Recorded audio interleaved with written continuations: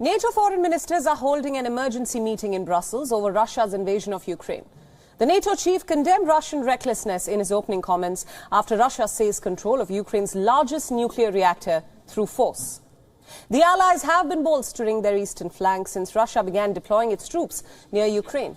NATO has for the first time activated its rapid response force to add to thousands of troops already sent in by its allies to the eastern borders. Though NATO has been sending weapons to Ukraine, with as many as 22,000 more troops being sent to member states bordering Russia and Belarus. The allies, however, remain adamant that they will not get involved militarily in the war in Ukraine. Being part of the transatlantic unions about steps we're going to take next. Thank you.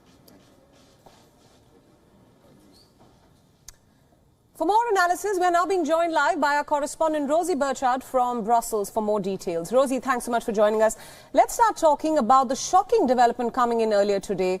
Even as NATO foreign ministers hold an emergency meeting in Brussels, Ukraine says that Russian forces have seized control of the Zaporizhzhia nuclear plant, the largest such facility in Europe, something that is a big danger for Europe. What can you tell us about this? Well, Priyanka, you used the word shocking. That was a word used by the Czech foreign minister on his way into those talks with other NATO foreign ministers, with his NATO counterparts. He said he was personally shocked. The NATO Secretary General Jens Stoltenberg said this really shows Russia's recklessness. And we also heard from the EU's top diplomat, Josep Borrell, that this has grave security implications for the whole of Europe. So certainly a sense of shock here. However, we did hear some questions to NATO foreign ministers on their way into talks. They said they were asked whether this would drag NATO into a conflict with Russia, and they simply said that that cannot be, and that NATO cannot be dragged into a conflict. As you mentioned, they're adamant, NATO allies are adamant that they will not be intervening militarily in Ukraine. There will be no NATO boots on the ground there because Ukraine is not a member of NATO, which is a defensive alliance.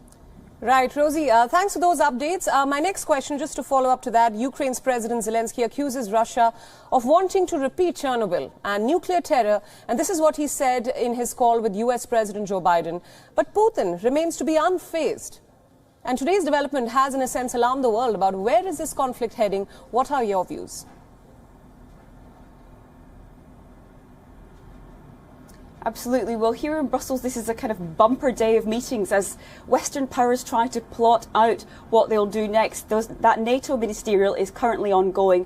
That will be followed by talks among G7 foreign ministers. And after that, EU foreign ministers will hold talks just a few metres from where I am. They'll be discussing how to proceed and particularly what they can do to respond to this. We heard from the EU's top diplomat, Josep Borrell. He said nothing is off the table in terms of further sanctions. The EU has already slapped several rounds of sanctions on Russia, including cutting several Russian banks off from the SWIFT international payment system. But we understand they may now be mulling even tougher measures. Right, Rosie, thanks so much for all those insights and thanks for joining us on WION. And WION World is One is now available in your country. Download the app now and get all the news updates on the move.